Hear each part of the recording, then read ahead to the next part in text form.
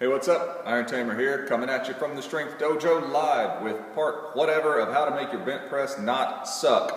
What I'm going to talk to you today about is the best way to rack the kettlebell to get into position to do a very good bench press, and also the best way to go from the floor to that rack, enabling you to get in the optimal position so that your leverages are in place and that you can do the bench press the best that you can do it.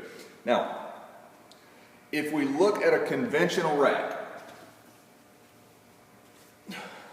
we've got the elbows in front, forearm is vertical or nearly vertical, shoulders packed, pulled down away from the ears, armpits nice and tight, lats are firing, all of that good stuff, nothing new there. Now, if we attempt to go into a good bench pressing position, kick the hip out and shift the feet however they need to be, and then just move that arm into position, then what we wind up with is a forearm that's not quite on vertical and an elbow that is not far enough behind in order to allow me to get into the position that I need to be to get underneath the weight. If I keep going with this bench press, I get to about right here and I run out of room, and I'm not even going to go any further than that because I know it's not going to work just based on how it feels.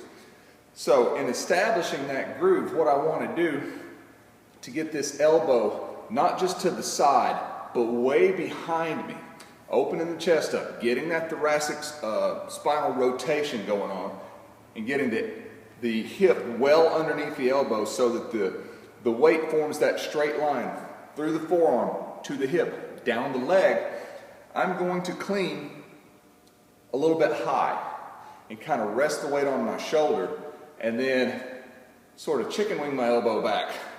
I guess that's a good way to say it. I don't know the elbow goes up and over and kind of down.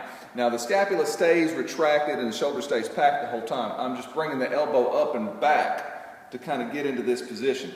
And you'll feel a nice cramp in the lat if you do it the way that I'm describing it. So what I'm going to do is I'm going to go ahead and clean a little bit heavier kettlebell. And I'm going to get it up on my shoulder. See, my elbow's way out to the side. And then from here, I'm going to bring it. Shoulders comes down, elbow rests right there on the hip, and my forearm is nice and vertical. I'm going to turn a little bit. Forearm is nice and vertical with the palm pointed forward. And from here, all I have to do is just continue folding forward. I get way down here, finish locking that elbow out, and stand on up with it. That positioning is critical to be able to lift a heavy weight in the bench press. You can get by without getting there, and it'll feel kind of cramped and awkward when you're using a lighter weight, but the heavy weight teaches with a big stick, and once you get in a less than optimal position with a heavy weight, either you won't be able to lift it or you won't be able to lift it. And whether that means you just don't make the rep or whether it means something bad happens to you, it could go either way. So I don't want anything bad to happen to you, and I want you to be able to lift the weight. So let's practice that, and let's make sure that we clean it, keeping the shoulder down. Elbow comes up and back, and I'll back up a little bit so you see a little bit more. Elbow comes up and back as the hip goes out, and they kind of meet right there. Play with that. Let me know how it works for you. If you don't have the requisite mobility in the first place, then it may not help, but I have a suspicion that some of you are going to have some breakthroughs with this. So play with it. Let me know how it works for you. Don't forget to subscribe to the YouTube channel. Check me out Facebook, Iron Tamer Dave Whitley, at Iron Tamer on Twitter, and happy pressing. Tamer out.